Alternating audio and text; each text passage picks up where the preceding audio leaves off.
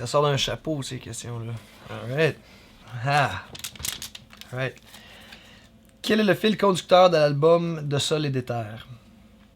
Ben, je pense que c'est un album qui est teinté un peu toujours de notre esprit revendicateur. Il y a des tunes plus terre à terre un peu, il y a une tune de cul. Mais je pense que ça se tient tout plus au niveau musical. Dans l'album précédent, on avait vraiment essayé d'intégrer le plus de styles possible. Dans le cas de Sol et d'Éther, on a un peu essayé, on avait un peu le même but, mais on était conscient que il fallait être plus méticuleux peut-être quant à la cohésion de tous les éléments. Encore un aspect dans lequel le réalisateur était clé. Bon, le fil conducteur de Solitaire, je pense que c'est le rock sous la forme telle qu'on vous la présente. Alors, qu'est-ce que ça prend pour créer quand on compose un album en groupe? Dans notre cas, dans le cas de Mastic, ça a pris beaucoup d'organisation. Dans le fond, on a travaillé de près avec notre réalisateur. Ça, c'était la première fois qu'on avait la chance de travailler avec des pros de l'industrie. Dans le fond, la communication était super importante quand venait le temps d'habiller l'album. Je reviens à la question, qu'est-ce que ça prend pour créer quand on compose un album en groupe?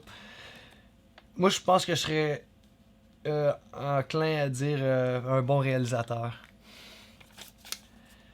Les chansons revendicatrices occupent une place importante dans cet album. Pourquoi est-ce important pour vous d'utiliser votre art de cette façon?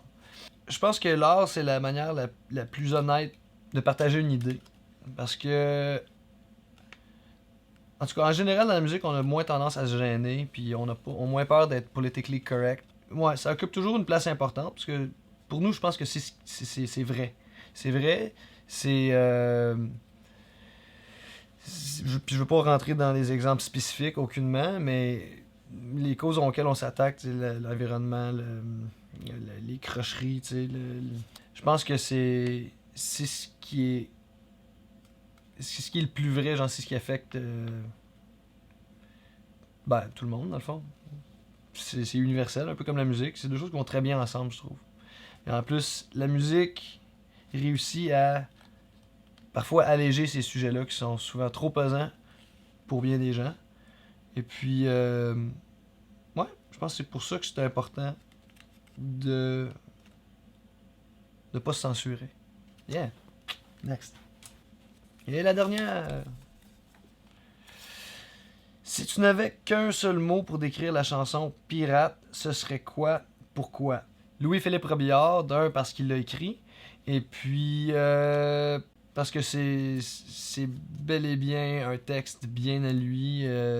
Louis-Philippe, c'est un parolier exceptionnel, et puis ce texte-là transpire de sa finesse. Ouais, mais un seul mot, est-ce que Louis-Philippe Robillard, ça marche? Je sais pas, un seul mot, c'est trop, c'est pas assez un mot pour décrire cette chanson-là.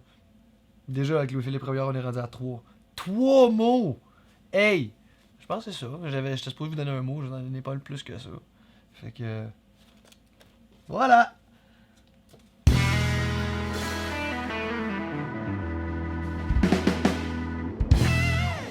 On se voit la semaine triade du 1er au 6 mai!